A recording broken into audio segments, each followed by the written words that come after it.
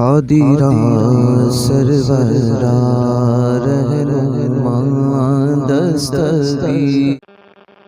تمام صحابہ کرام رضوان اللہ تعالی علیہم اجمعین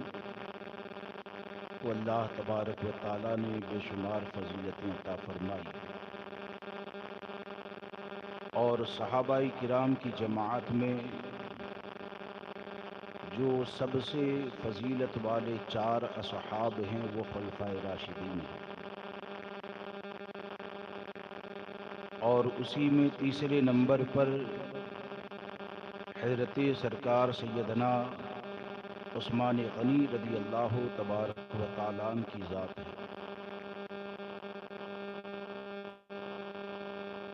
جن کی فضیلت میں کئی آیت کریمہ نازل ہوئی اور کئی احادیث مبارکہ بھی ہے۔ جس آیت کریمہ کی میں نے تلاوت کی، الذین ينفقون اموالهم فی سبیل اللہ، وہ لوگ جو اللہ کی راہ میں اپنا مال خرچ کرتے ہیں، ثم لا يتبعون ما انفقوا منا ولا اذى، مال کیسے خرچ کرتے ہیں؟ ثم لا يتبعون ما انفقوا منا ولا اذى،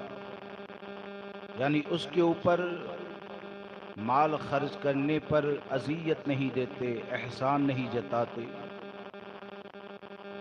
تو یہ جو آیت کریمہ نازل ہوئی، حضرت علامہ نعیم الدین مراد آبادی رحمۃ اللہ تعالی علیہ فرماتے ہیں کہ یہ آیت کریمہ کا نزول ایک تو حضرت عثمان ذو النورین رضی اللہ تبارک و تعالی عنہ کی طرف ہے، اور ایک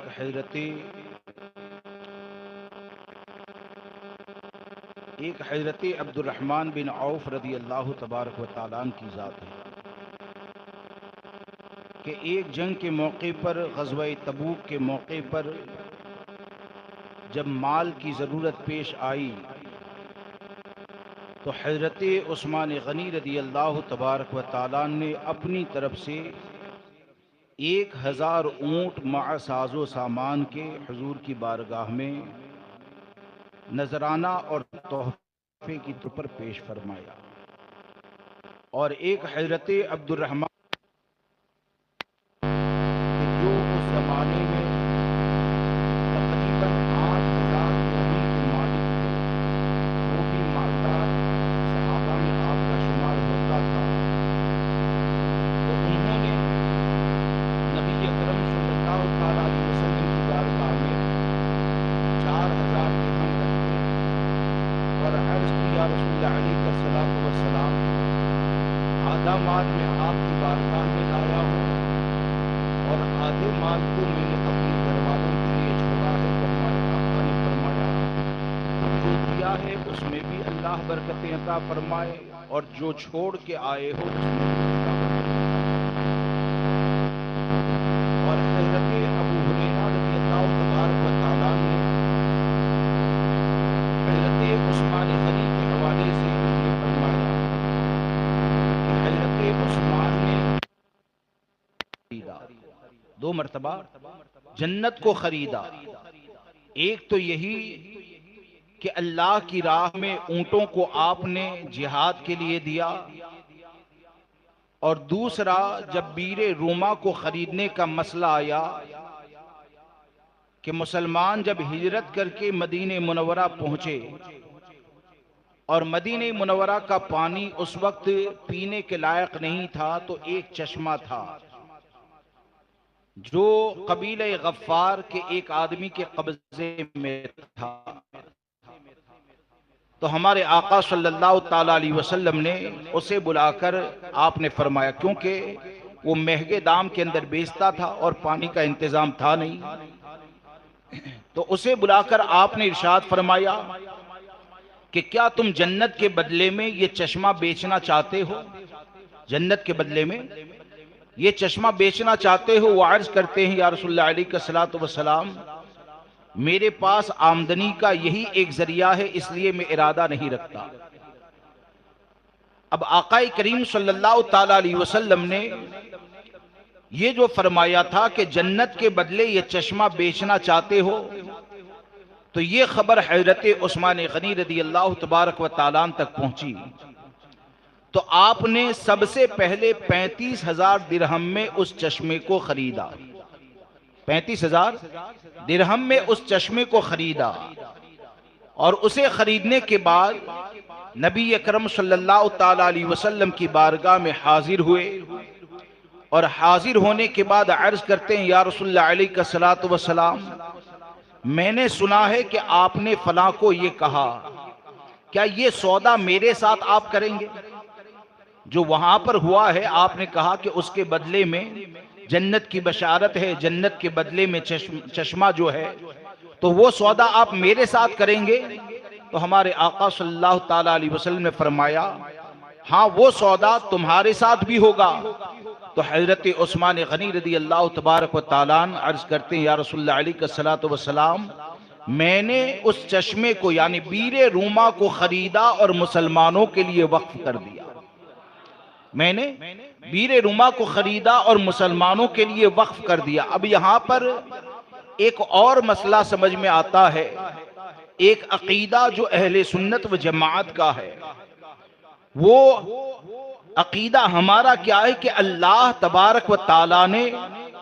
اپنے محبوب صلی اللہ تعالی علیہ وسلم کو بے اختیار نہیں بلکہ مالک و مختار بنا کر بھیجا. مالک و مختار بنا کر بھیجا. اب یہ روایتوں سے اختیار مصطفیٰ کا ثبوت کیسے ملتا ہے؟ تو یہ آپ اچھی طرح جانتے ہیں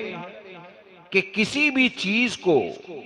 بیچنے کا اختیار اسے ہوتا ہے جو مالک ہوتا ہے. مثال کے طور پر یہ رومال اگر میرا ہے تو میں کہوں گا نا کہ 10 روپے میں خریدو یا 50 روپے میں خریدو. اگر وہ رومال دوسرے کا ہے تو مجھے اختیار ہی نہیں ہے. اور جب ہمارے آقا صلی اللہ تعالی علیہ وسلم نے یہ فرمایا کہ کیا جنت کے بدلے میں یہ چشمے کو بیچنا ہے, تو علماء اور محدثین کہتے ہیں کہ یہ روایت سے یہ سمجھ میں آتا ہے کہ اللہ تبارک و تعالیٰ نے جنت کا مالک کسی کو بنایا ہے تو وہ اپنے محبوب کو بنایا ہے. اللہ تبارک و تعالیٰ نے مالک جنت بنایا ہے تو وہ ہمارے آقا صلی اللہ تعالی علیہ وسلم کو بنایا ہے. اور اسی عقیدے کی ترجمانی امام احمد رضا فرماتے ہیں کہ خالق کل نے آپ کو مالک کل بنا دیا, دونوں جہاں ہے آپ کے قبضہ و اختیار میں. اور دوسرے ایک مقام پر امام احمد رضا نے فرمایا کہ میں تو مالک ہی کہوں گا, میں تو مالک ہی کہوں گا کہ ہو مالک کے حبیب یعنی محبوب و محب میں نہیں میرا تیرا. ایکو کم تھوڑا ٹکرائے نہیں, تھوڑا سا کم کر دیں. درود پاک پڑھ لیجیے اللہم صلی علی سیدنا و مولانا محمد معدن الجود والکرم وآلہ الکرام و اصحابہ العظام و ابنہ الکریم و بارک وسلم صلاۃ و سلام علیک یا سیدی یا رسول اللہ صلی اللہ تعالی علیہ وسلم. تو یہ حضرت عثمان غنی رضی اللہ تبارک و تعالیٰ نے کہ جن کو ہمارے آقا صلی اللہ تعالی علیہ وسلم نے 2 مرتبہ جنت کی بشارت عطا فرمائی, اور اس کے علاوہ جو عشرہ مبشرہ ہے یعنی وہ 10 صحابہ کہ جن کے بارے میں امام احمد رضا فرماتے ہیں کہ وہ 10 جن کو جنت کا مزدہ ملا, اس مبارک جماعت پہ لاکھوں سلام. تو وہ عشرہ مبشرہ میں بھی حضرت عثمان غنی رضی اللہ تبارک و تعالیٰ کا شمار ہوتا ہے. یعنی ہمارے آقا صلی اللہ تعالی علیہ وسلم نے حضرت عثمان غنی کو اس وقت بھی جنت کی بشارت عطا فرمائی. اور ایک فضیلت آپ کو ایسی حاصل ہے کہ کائنات میں کسی کو بھی وہ فضیلت حاصل نہیں, اور اس سے حضرت عثمان غنی رضی اللہ تبارک و تعالیٰ کی بارگاہ رسالت صلی اللہ تعالی علیہ وسلم میں محبوبیت اور مقبولیت کا پتہ چلتا ہے. کیونکہ آپ اگر آج کے حساب سے یا کسی بھی زمانے کے حساب سے دیکھیں تو یہ ہر کوئی جانتا ہے کہ جب کوئی اپنی شہزادی کے لیے داماد کا انتخاب کرتا ہے تو داماد کا انتخاب اسی وقت ہوتا ہے جب ہر اعتبار سے اسے جانچ لیا جاتا ہے, اور اچھائیاں جب اس کی جمع ہو جائے اور اچھائیوں کے بارے میں جب یقین ہو جائے تب جا کر اسے داماد منتخب کیا جاتا ہے۔ تو حضرت عثمان غنی رضی اللہ تبارک و تعالیٰ وہ خوش نصیب صحابہ کرام میں سے ہیں کہ جن کو ہمارے آقا صلی اللہ تعالیٰ علیہ وسلم نے اپنی شہزادی حضرت رقیہ رضی اللہ تبارک و تعالیٰ عنہا کے لیے پسند فرمایا، حضرت رقیہ کے لیے پسند فرمایا۔ اور غزوہ بدر کے موقع پر جب حضرت رقیہ رضی اللہ تبارک و تعالیٰ کی طبیعت بہت زیادہ خراب تھی، تو اس میں بھی ہمارے آقا کا اختیار ثابت ہوتا ہے کہ مال غنیمت جو دیا جاتا ہے نا، تو اصول یہ ہے کہ مال غنیمت اس کو دیا جاتا ہے جو جنگ میں شریک ہوتا ہے۔ یعنی اس زمانے میں یہی ہوتا تھا کہ جو جنگ میں شریک ہوتا تھا اسے مال غنیمت دیا جاتا تھا۔ اب غزوہ بدر میں جانا تھا، حضرت رقیہ رضی اللہ تبارک و تعالیٰ عنہا یہ بہت زیادہ بیمار تھی، تو ہمارے آقا صلی اللہ تعالیٰ علیہ وسلم نے حضرت عثمان غنی رضی اللہ تبارک و تعالیٰ عنہ کو مدینہ منورہ میں عیادت کے لیے، تیمارداری کے لیے رہنے کا حکم دیا۔ اور جب غزوہ بدر سے آپ واپس آئے تو حضرت عثمان غنی وہ ہے کہ اگرچہ آپ اپنے جسم مبارک کے ساتھ غزوہ بدر کے اندر شامل نہ ہوئے، ہمارے آقا صلی اللہ تعالیٰ علیہ وسلم نے اپنی شہزادی کی عیادت کی بنیاد پر حضرت عثمان کو اصحاب بدر کے اندر شامل فرمایا۔ اور صرف شامل نہیں فرمایا، شامل کرنے کے ساتھ بدری صحابہ جتنے بھی ہیں، یعنی جو صحابہ کرام بدر میں جنگ کے لیے تشریف لے گئے، اللہ کی راہ میں نکلے، تو ان کو جو غنیمت کے مال میں سے حصہ دیا گیا وہ ہمارے آقا صلی اللہ تعالیٰ علیہ وسلم نے حضرت عثمان کو بھی عطا فرمایا۔ اور جب حضرت عثمان کو غنیمت میں سے حصہ دیا گیا تو اصحاب بدر میں سے کسی نے بھی یہ نہیں عرض کیا کہ یا رسول اللہ علیہ الصلوۃ والسلام، جنگ کا اصول تو یہ ہے کہ جو جنگ میں شریک ہونے والا ہوتا ہے مال غنیمت اسی کو دیا جاتا ہے، آپ نے حضرت عثمان کو کیوں غنیمت میں سے حصہ عطا فرمایا؟ تمام کے تمام صحابہ اصحاب بدر میں شمار ہونے پر بھی خاموش رہتے ہیں، مال غنیمت دیے جانے پر بھی خاموش رہتے ہیں، تو ان کی خاموشی قیامت تک آنے والے مسلمانوں کو یہ پیغام دیتی ہے کہ اگر صحابہ کے عقیدے پر قائم رہنا ہے تو اس کے لیے ضروری یہ ہے کہ امام الانبیاء صلی اللہ تعالیٰ علیہ وسلم کو بے اختیار مت ماننا بلکہ اختیار والا ماننا۔ اور الحمدللہ آج کے وقت میں بلکہ 1400 سال سے جو امام الانبیاء کو اختیار والا ماننے والی جماعت ہے، اسی جماعت کو اہل سنت و جماعت کہا جاتا ہے، اور اسی جماعت کو آج کے وقت میں پہچان کے لیے مسلک اعلیٰ حضرت کہا جاتا ہے۔ تو جو بھی حضرت عثمان غنی سے قربت کو حاصل کرنا چاہے، جو بھی اصحاب بدر کا فیض حاصل کرنا چاہے، جو بھی صحابہ کرام کے عقیدے پر رہنا چاہیں، تو اس عقیدے پر رہنے کے لیے تو ضروری یہی ہے کہ امام احمد رضا کی آواز کو بلند کریں، لوگوں تک پہنچائیں کہ یا رسول اللہ، خالق کل نے آپ کو مالک کل بنا دیا، دونوں جہاں ہے آپ کے قبضہ و اختیار میں۔ پھر آپ آگے بڑھیں کہ حضرت عثمان غنی رضی اللہ تبارک و تعالیٰ کی فضیلت، جیسے کہ میں نے کہا کہ کسی بھی نبی کی شہزادی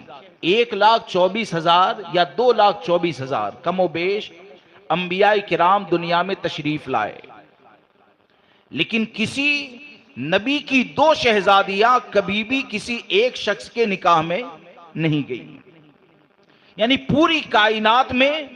یہ حضرت عثمان غنی رضی اللہ تبارک و تعالیٰ کا مقام اور مرتبہ ہے کہ جب حضرت رقیہ رضی اللہ تبارک و تعالیٰ کا انتقال ہو گیا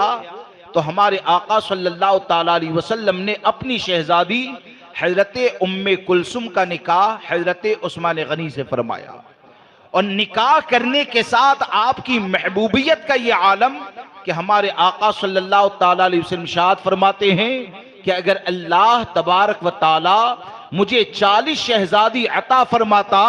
تو یکے بعد دیگرے عثمان کے نکاح میں دیتا، یہاں تک کہ کوئی شہزادی باقی نہ رہتی۔ یعنی 40 شہزادیاں بھی اگر ہو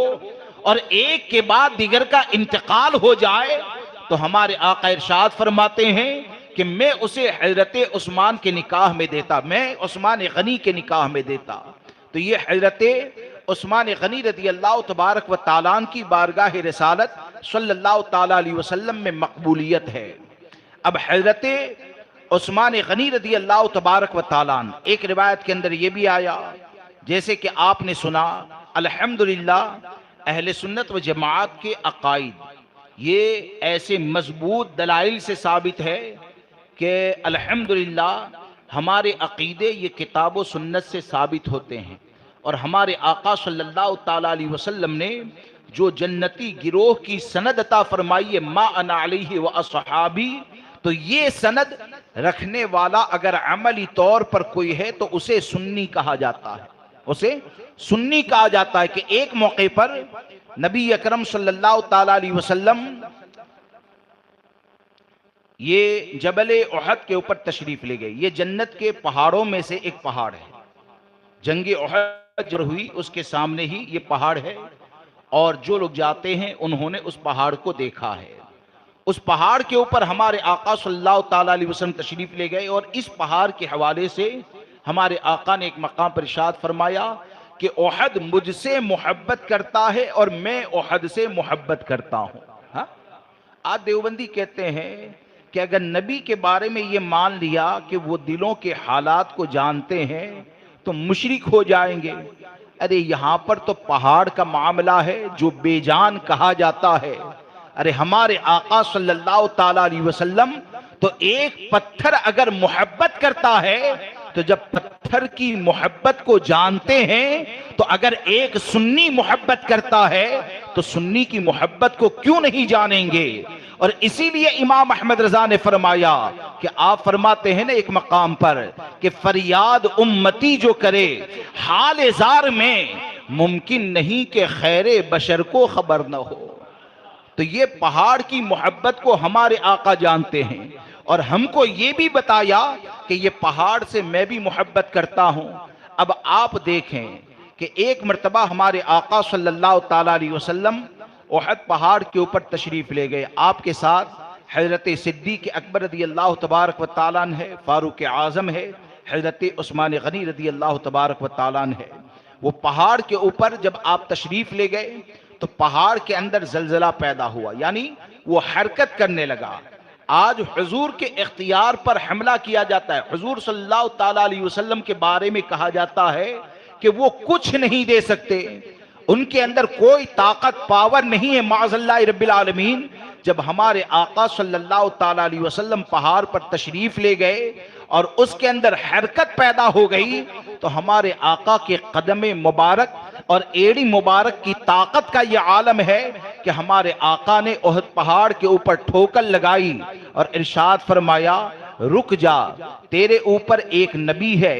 ایک صدیق ہے، 2 شہید ہے، یعنی صدیق اکبر کے بارے میں آپ نے فرمایا۔ اور یہاں پر دیوبندی یہ کہتا ہے، یا یہ کہیے کہ وہابی یہ کہتا ہے کہ جیسے کہ تقویت الایمان کے اندر پیٹھ کے پیچھے کی خبر کو بے خبر ہونے کے بارے میں لکھ دیا کہ ہمارے آقا معاذ اللہ پیٹھ کے پیچھے کا حال نہیں جانتے ہیں۔ ارے پیٹھ کے پیچھے کا معاملہ تو جانے دو، جنگ احد جو ہوتی ہے، جنگ احد جو ہوتی ہے اس سے پہلے شاید ہمارے آقا اس پہاڑ کے اوپر تشریف لے گئے، ابھی حضرت صدیق اکبر کی خلافت کا دور باقی ہے،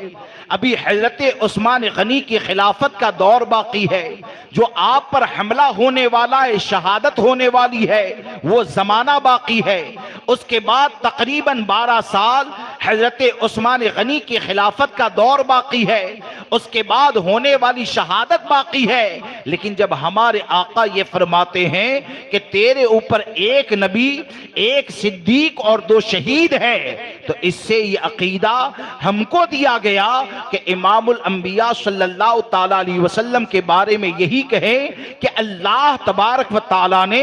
آپ کو علم ما کان و ما یکون عطا فرمایا ہے، اور اسی لیے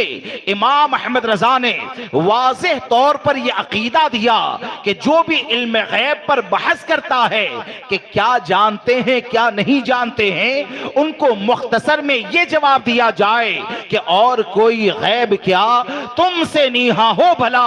جب نہ خدا ہی چھپا تم پہ کرو۔ تو یہ اہل سنت و جماعت کا عقیدہ ہے۔ تو یہ حضرت عثمان غنی رضی اللہ تبارک و تعالیٰ عنہ ہے۔ اب دیکھیے کہ حضرت عثمان غنی رضی اللہ تبارک و تعالیٰ عنہ یہ خلیفہ سوم ہے، یہ خلیفہ سوم ہے۔ آپ کی شہادت کے حوالے سے اس حدیث مبارکہ میں بھی بشارت ہے، اور ایک روایت کے اندر یہ ہے کہ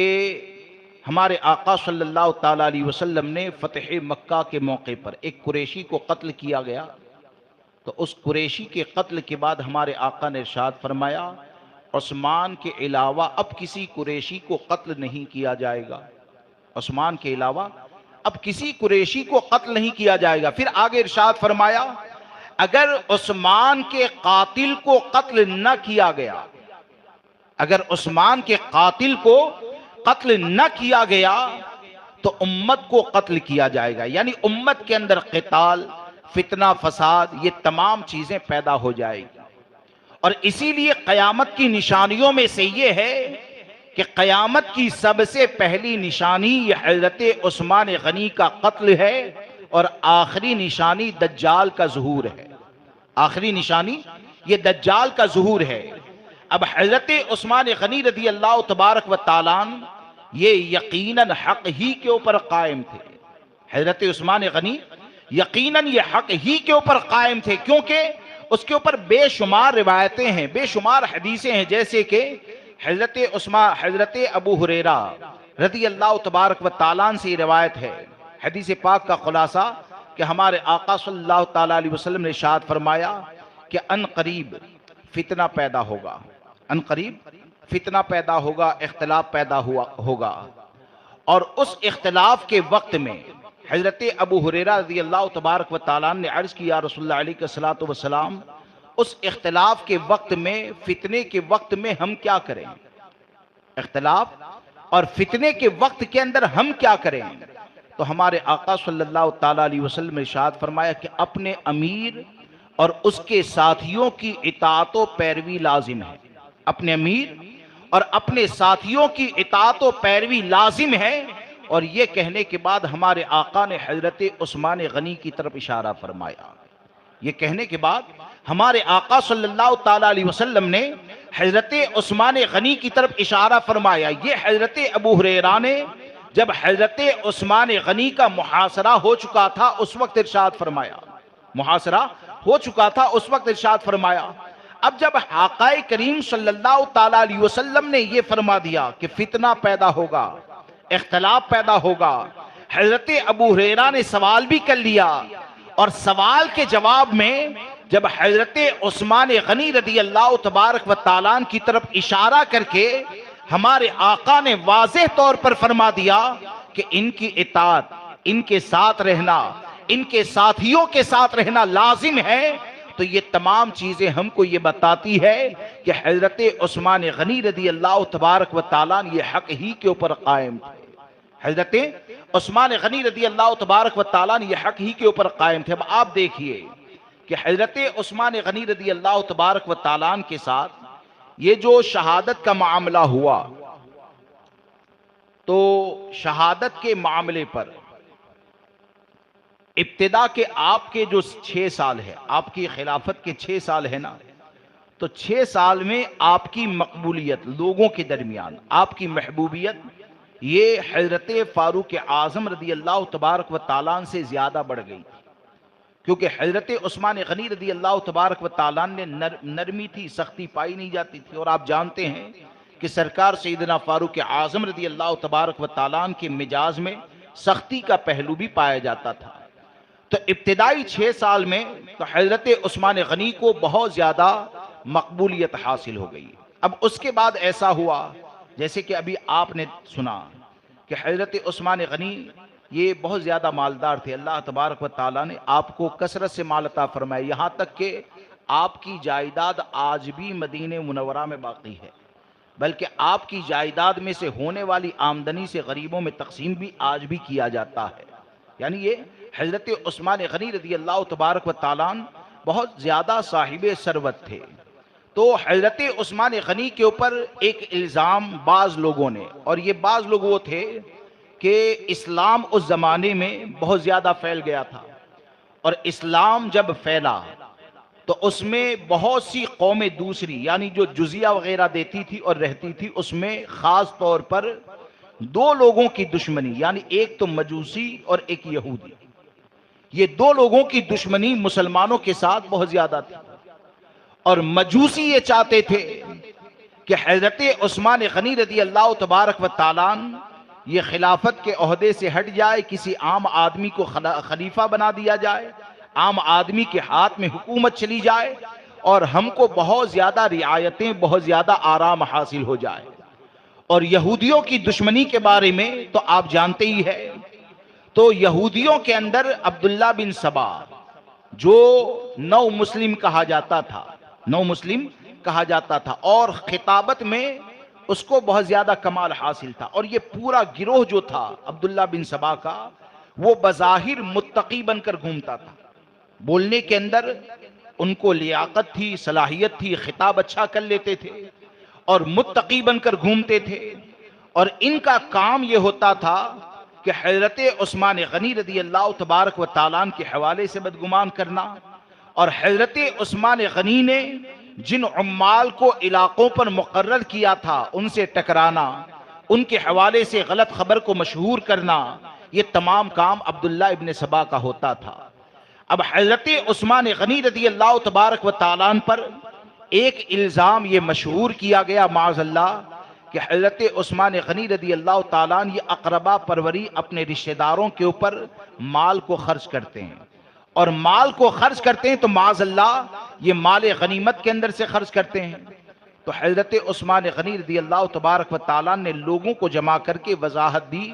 کہ میں پہلے بھی اپنے رشتہ داروں کے اوپر مال کو خرچ کرتا تھا، پہلے بھی میں نے اسلام کو جب بھی مال کی ضرورت پیش آئی ہے میں نے اپنے مال کو خرچ کیا ہے، تو آج میں فراخ دلی کے ساتھ مال کو خرچ تو کرتا ہوں، لیکن مال غنیمت کا 1 روپیہ بھی میں اپنے لیے یا اپنے اہل و عیال کے لیے یا عزیز و اقربا کے لیے میں حلال نہیں جانتا ہوں. میرا مال جو عزیز و اقربا پر خرچ ہوتا ہے وہ میرا ذاتی مال ہوتا ہے. آپ نے یہ وضاحت پیش کی. پھر مصر کے گورنر کے حوالے سے جو شکایتیں تھی کہ بعض لوگوں کو ظلماً قتل کیا، حضرت عثمان غنی رضی اللہ تبارک و تعالیٰ نے اس فتنے کو دفع کرنے کی کوشش کی. لیکن پھر ایک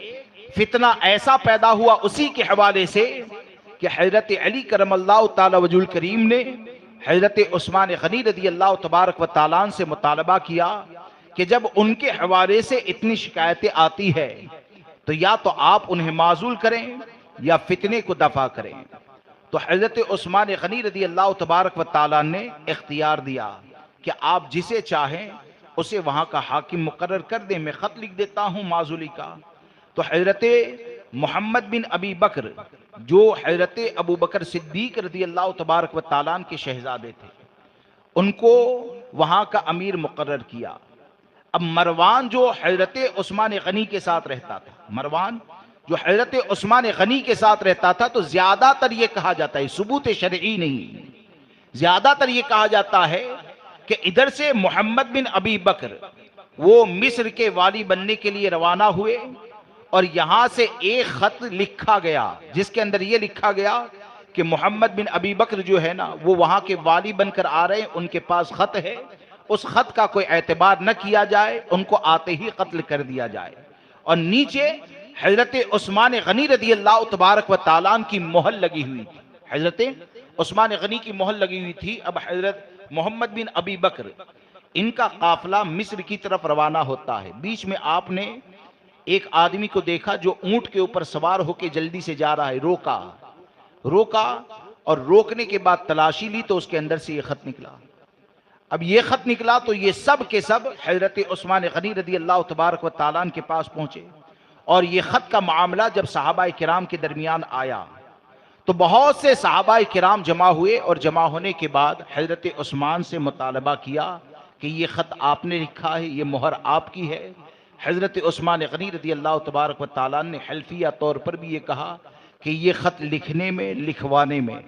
میرا کوئی ہاتھ نہیں، بولے کہ یہ مہر، بولے کہ ہاں یہ مہر میری ہے، یہ مہر جو ہے وہ تو میری ہے، لیکن یہ کہ مہر میں نے نہیں لگائی ہے، نہ میں نے مہر لگانے کے لیے کسی اور کو کہا ہے۔ اب جب اس کے اوپر غور کیا گیا تو وہ خط کی مشابہت، یعنی تحریر لکھنے میں جو مشابہت ہوتی ہے نا، وہ مروان کی تحریر لگ رہی تھی، تو لوگوں نے کہا کہ مروان کو ہمارے حوالے کر دیا جائے۔ حضرت عثمان غنی نے انکار کر دیا، کیونکہ اصول یہ ہے کہ صرف تحریر کی بنیاد پر مروان انکار کر رہا ہے، اور تحریر کی بنیاد پر یہ ثبوت شرعی نہیں ہوتا ہے، ایک خط دوسرے خط کے مشابہ ہو سکتا ہے۔ تو حضرت عثمان غنی رضی اللہ تبارک و تعالیٰ نے مروان کو حوالے نہیں کیا کہ اس کا انکار ہے، ثبوت شرعی ہو نہیں رہا ہے۔ تو اس بنیاد پر پھر وہ جو باغی لوگ آئے تھے انہوں نے حضرت عثمان غنی رضی اللہ تبارک و تعالیٰ کا محاصرہ کیا، آپ کے گھر کا محاصرہ کیا۔ ایک روایت میں یہ ہے کہ 40 دن، ایک روایت میں یہ ہے کہ 10 دن آپ کا محاصرہ کیا، لیکن علماء نے تطبیق یہ کی ہے کہ محاصرہ 40 دن کا ہے، لیکن یہ کہ 30 دن محاصرے میں اتنی سختی نہیں پائی جاتی تھی، اور آخری 10 دن بہت سخت محاصرہ کیا، یعنی 18 ذی الحجہ ہے نا، 18 ذی الحجہ ہے، تو عید کی نماز کے وقت میں محاصرہ اتنا زیادہ سخت تھا کہ حضرت عثمان غنی رضی اللہ تبارک و تعالیٰ آخری 10 دن مسجد نبوی شریف بھی نہیں جا پائے، اور عید کی نماز مولا کائنات حضرت علی کرم اللہ تعالیٰ وجہ الکریم نے پڑھائی۔ اب جب یہ محاصرہ کیا گیا تو حضرت عثمان غنی رضی اللہ تبارک و تعالیٰ اگر چاہتے تو بلوائی مختصر تھے، 2000 3000 اور زیادہ سے زیادہ اگر مان لو تو 4000، تو یہ جتنے بھی باغی جمع ہوئے تھے نا، تو حضرت عثمان غنی کو حضرت امیر معاویہ میں نے بھی یہ کہلوایا تھا کہ یا تو آپ میرے پاس آ جائیں، یا آپ اگر چاہتے ہیں تو میں اپنی فوج کے ساتھ مدینہ منورہ پر آتا ہوں اور یہ باغیوں کا مقابلہ کیا جائے۔ اس کے علاوہ انصار جو صحابہ ہے وہ انصار صحابہ آئے، اور حضرت عثمان غنی رضی اللہ تبارک و تعالیٰ کی بارگاہ میں انہوں نے بھی عرض کیا کہ ہم پھر سے یہ چاہتے ہیں کہ اللہ کے مددگار بن جائیں، یعنی ان کو جو انصار کہا جاتا ہے اللہ کے مددگار، یعنی یہ وہ انصاری ہے کہ جنہوں نے نبی اکرم صلی اللہ تعالیٰ علیہ وسلم جب ہجرت کر کے مدینہ منورہ تشریف لے گئے تو اپنی جان اور مال سے انصار صحابہ یہ حضور صلی اللہ تعالیٰ علیہ وسلم کے ساتھ کھڑے رہے۔ تو وہ انصار نے عرض کی حضرت عثمان غنی کی بارگاہ میں کہ ہم نے اس وقت حضور کو ساتھ دیا تھا، آپ اگر چاہیں تو آپ کو ساتھ دے کر پھر سے ہم اللہ کے مددگار بن جائے، انصار بن جائے۔ حضرت عثمان غنی رضی اللہ تبارک و تعالیٰ نے منع فرمایا، اور منع کی وجہ کیا تھی؟ اس کی وجہ یہ تھی کہ حضرت عثمان غنی رضی اللہ تبارک و تعالیٰ کو یہ شہادت کے بارے میں ہمارے آقا صلی اللہ تعالیٰ علیہ وسلم نے پہلے سے ہی بتا دیا تھا، حضرت علی کرم اللہ تعالیٰ وجہ الکریم نے اور دیگر صحابہ نے جب آپ کی بارگاہ میں عرض کیا کہ آپ اپنی جان کو خطرے میں کیوں ڈالتے ہیں، آپ چاہیں تو ان سے مقابلہ کر لیا جائے، اور یا تو پھر آپ خلافت سے معزول ہو جائے، اپنی جان بچ جائے، تو حضرت عثمان غنی رضی اللہ تبارک و تعالیٰ نے مقابلے سے بھی انکار کیا اور خلافت سے دستبرداری سے انکار کیا۔ کیوں؟ کہ ہمارے آقا صلی اللہ تعالیٰ علیہ وسلم نے فرمایا تھا کہ اللہ تبارک و تعالیٰ تجھے ایک جوڑا پہنائے گا، یعنی خلافت اللہ تجھے عطا فرمائے گا۔ لوگ چاہیں گے کہ خلافت سے معزول ہو جائے، اور روایت میں یہ بھی ملتا ہے کہ منافق چاہیں گے کہ تو اپنے عہدے کو چھوڑ دیں،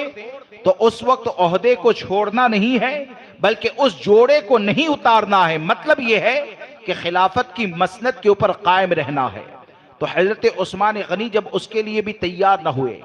اور آخری 10 دن کا سخت محاصرہ جب ہوا تو اور پانی بھی حضرت عثمان غنی کے لیے بند کر دیا گیا. تو حضرت علی کرم اللہ تعالی وجہ الکریم نے اپنے دونوں شہزادے حسنین کریمین حضرت امام حسن مجتبی اور حضرت امام حسین رضی اللہ تبارک و تعالیٰ دونوں کو مشکیزہ لے کر بھیجا، اور اتنی مشقت کے ساتھ حسنین کریمین نے پانی پہنچایا کہ روایت میں یہ آتا ہے کہ بلوائیوں نے حضرت علی کے یہ دونوں شہزادوں کے اوپر حملہ کر دیا. وہ زخمی ہو گئے اور زخم کھا کر بھی پہلی مرتبہ تو آپ نے پانی پہنچایا، اور وہ پانی پہنچا کر نکلے. دروازے پر بلوائی کھڑے تھے. اب ان لوگوں نے چھت کے اوپر بھی قبضہ کر لیا. اب چھت کے اوپر جب قبضہ کر لیا اور حضرت عثمان غنی کے غلام جو تھے، کیونکہ آپ کے پاس تو بہت سے غلام بھی تھے، انہوں نے مقابلے کے لیے تلوار نکالی. تو حضرت عثمان غنی نے فرمایا جو اپنی تلوار کو نیام میں کر لے اسے میں آزاد کرتا ہوں. کیا فرمایا؟ یعنی آپ چاہتے ہی نہیں تھے کہ خون خرابہ ہو. آپ نے فرمایا جو اپنی تلوار کو نیام میں کر لے اسے میں آزاد کرتا ہوں. حضرت عثمان غنی رضی اللہ تبارک و تعالیٰ نے آزاد کرنے کا اعلان فرمایا. پھر جب محاصرہ بہت زیادہ سخت ہو جاتا ہے، بہت زیادہ سخت ہو جاتا ہے، تو چھت کے ذریعے حضرت علی نے حسنین کریمین کو دروازے کے اوپر کھڑا رکھا تھا، دروازے کے اوپر کھڑا رکھا تھا، لیکن بلوائیوں نے چھت کے ذریعے اس میں محمد بن ابی بکر رضی اللہ تبارک و تعالیٰ عنہ وہ بھی اس کے اندر شامل تھے. انہوں نے جا کر جب حضرت عثمان غنی رضی اللہ تبارک و تعالیٰ عنہ کی داڑھی مبارک کو پکڑ لیا، تو حضرت عثمان غنی رضی اللہ تبارک و تعالیٰ عنہ نے اپنی اسلامی خدمات گنوائی حضرت صدیق اکبر کے شہزادے کو کہ میں نے فلاں خدمت کی ہے، یاد ہے؟ بولے کہ ہاں میں قبول کرتا ہوں آپ نے یہ خدمت کی. بولے کہ فلاں میں نے مذہب اسلام کا کام کیا، یاد ہے؟ بولے کہ مجھے یاد ہے. پھر آخر میں حضرت عثمان غنی رضی اللہ تبارک و تعالیٰ نے فرمایا کہ شہزادے اگر تمہارے والد ابو بکر صدیق اگر تم کو اس حال میں دیکھتے نا تو تمہارا حال دیکھ کر تمہارے والد کو تکلیف ضرور ہوتی. تو جیسے ہی یہ کہا ان کو اپنی غلطی کا احساس ہوا، انہوں نے کچھ نہ کیا. لیکن جب بلوائیوں نے یہ دیکھا کہ محمد بن ابی بکر یہ واپس جا رہے ہیں تو انہوں نے حضرت عثمان غنی رضی اللہ تبارک و تعالیٰ عنہ کے اوپر جان لیوا حملہ کر دیا. اب یہ جان لیوا حملہ ہوا اور آپ شہید ہوتے ہیں، اور آپ کی شہادت کے باب میں کئی روایتیں موجود ہیں. ایک روایت میں یہ آتا ہے کہ ہمارے آقا صلی اللہ تعالیٰ علیہ وسلم نے ان کو یہ بشارت عطا فرمائی کہ تم میرے پاس آ کر روزہ افطار کرنا. یعنی آپ جب شہید ہوئے تو روزے کی حالت میں تھے. اور ایک روایت میں نے آج پڑھی کہ جس میں حضرت عبداللہ ابن سلام رضی اللہ تبارک و تعالیٰ عنہ کو محاصرے کے آخری وقت میں حضرت عثمان غنی رضی اللہ تعالیٰ نے بلایا،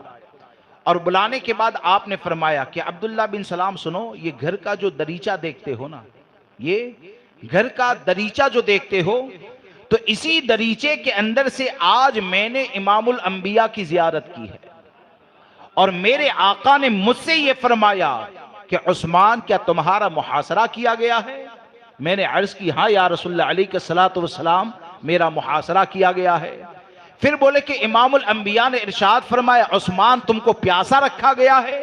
تو حضرت عثمان غنی عرض کرتے ہیں ہاں یا رسول اللہ صلی اللہ تعالیٰ علیہ وسلم مجھے پیاسا رکھا گیا ہے. تو حضرت عثمان غنی فرماتے ہیں کہ امام الانبیاء صلی اللہ تعالیٰ علیہ وسلم نے مجھے ایک پانی کا پیالہ عنایت فرمایا. اس پانی کو میں نے سیر ہو کر پیا اور اس کی ٹھنڈک کو اپنے پستان میں اور کندھوں کے اوپر محسوس کیا. اور پھر بولے کہ آقا کریم صلی اللہ تعالیٰ علیہ وسلم نے مجھ سے فرمایا کہ عثمان اگر تم چاہو تو میں تمہارے لیے رب کی بارگاہ میں دعا کروں کہ اللہ تمہاری مدد فرمائے، اور اگر تم چاہو تو افطاری میرے ساتھ آ کر کرنا. تو حضرت عثمان حضرت عبداللہ بن سلام سے فرماتے ہیں کہ میں نے امام الانبیاء کے ساتھ افطاری کو پسند کر لیا ہے. میں نے امام الانبیاء صلی اللہ تعالیٰ علیہ وسلم کے ساتھ افطاری کو پسند کر لیا ہے. کیا اس روایت سے حیات مصطفیٰ صلی اللہ تعالیٰ علیہ وسلم کا عقیدہ ثابت نہیں ہوتا ہے؟ اس روایت سے امام الانبیاء صلی اللہ تعالیٰ علیہ وسلم کے حوالے سے جو اہل سنت کا عقیدہ ہے کہ مانگیں گے مانگے جائیں گے، منہ مانگی پائیں گے، سرکار میں نہ لاہ نہ حاجت اگر کی ہے تو یہ عقیدہ کس نے دیا؟ یہ تمام صحابہ کرام نے بھی دیا اور حضرت عثمان غنی نے بھی دیا، کہ یہاں پر خواب کی بات نہیں ہے، بلکہ حضرت عثمان یہ کہتے ہیں کہ میں نے اسی دریچے سے امام الانبیاء کا دیدار کیا، میں نے اس دریچے سے امام الانبیاء کا دیدار کیا۔ تو یہ تمام چیزیں ہم کو یہ بتاتی ہے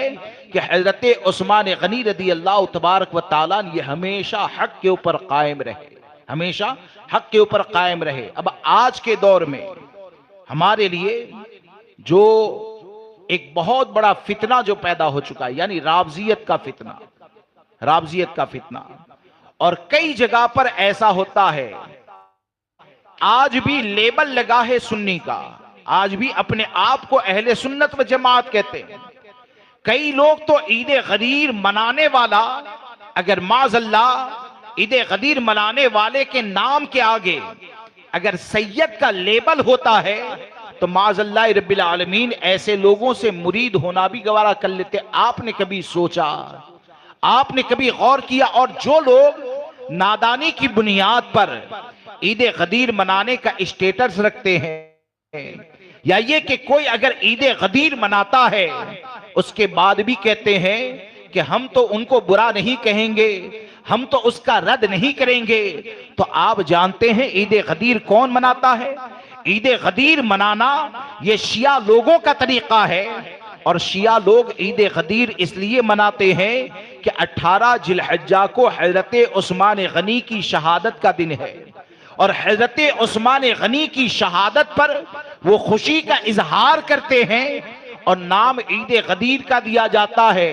لوگوں کو دھوکہ دیتے ہیں۔ ورنہ حقیقت یہ ہے کہ مولا کائنات کے لیے امام الانبیاء صلی اللہ تعالی علیہ وسلم نے یہ جو اعلان فرمایا کہ من کنت مولاہ فعلی مولا، کہ جس کا میں مولا ہوں علی اس کے مولا ہے، تو یہ تو الحمدللہ ہر سنی حضرت علی کو اپنا مولا مانتا ہے، تمام کے تمام مسلمان حضرت علی کو اپنا مولا مانتے ہیں۔ لیکن حقیقت یہ ہے کہ جو عید غدیر منانے والے ہوتے ہیں تو ان کی زبان کے اوپر تو حضرت علی کا نام ہوتا ہے، لیکن دل کے اندر بغض عثمان غنی پایا جاتا ہے، اور حضرت عثمان غنی کا اگر بغض دل کے اندر پیدا ہو جائے تو جو بھی عید غدیر کا اسٹیٹس رکھتے ہیں یا جو بھی عید غدیر مناتے ہیں، ان لوگوں کے سامنے میں صرف ایک روایت پیش کرتا ہوں کہ ابن عساکر نے اس روایت کو نقل فرمایا کہ آقا کریم صلی اللہ تعالی علیہ وسلم نے ارشاد فرمایا کہ عثمان غنی کی شہادت پر، عثمان غنی کی شہادت پر اگر کوئی اپنے دل کے اندر ذرہ برابر بھی خوش ہوگا، اگر ذرہ برابر بھی خوش ہوگا تو ہمارے آقا ارشاد فرماتے ہیں اسے دجال کے فتنے میں مبتلا کیا جائے گا۔ حضرت عثمان کی شہادت پر خوش ہونے والا اگر دجال کے زمانے میں تھا یا دجال کے زمانے میں رہے گا تو حضرت عثمان کی شہادت پر ذرہ برابر بھی جو خوش ہوگا اسے دجال کے فتنے میں مبتلا کیا جائے گا۔ اور دجال کے آنے سے پہلے اگر کوئی حضرت عثمان کی شہادت پر خوش ہونے والا ہے تو ابن عساکر کہتے ہیں کہ ہمارے آقا نے ارشاد فرمایا کہ حضرت عثمان کی شہادت پر خوش ہونے والا اگر قبر میں بھی چلا گیا ہوگا تو قبر میں جانے کے بعد بھی دجال پر ایمان لائے گا، قبر میں جانے کے بعد بھی وہ دجال کے فتنے کے اندر گرفتار ہو جائے گا۔ تو اس لیے دوستو عید غدیر منانے والوں سے دور رہیں، ایسے لوگ کہیں کے بھی ہو، ان کے باپ دادا جتنے بھی بزرگ پائے جاتے ہیں، یقیناً باپ اگر ولی ہے تو ولی سے محبت ہمارے لیے نجات کا ذریعہ ہے۔ باپ اگر متقی ہے تو متقی سے محبت نجات کا ذریعہ ہے، لیکن اگر بیٹا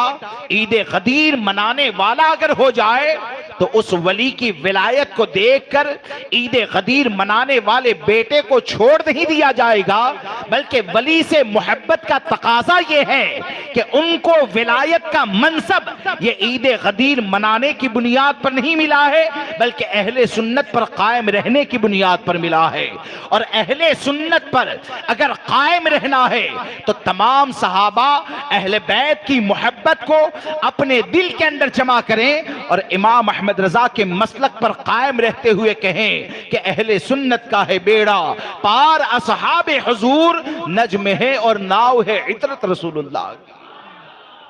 اس لیے عقیدہ اہل سنت و جماعت پر قائم رہیں، اور حقیقت یہی ہے، بار بار کہا جاتا ہے، پھر سے کہہ رہا ہوں کہ آج کے دور میں مستقبل میں بھی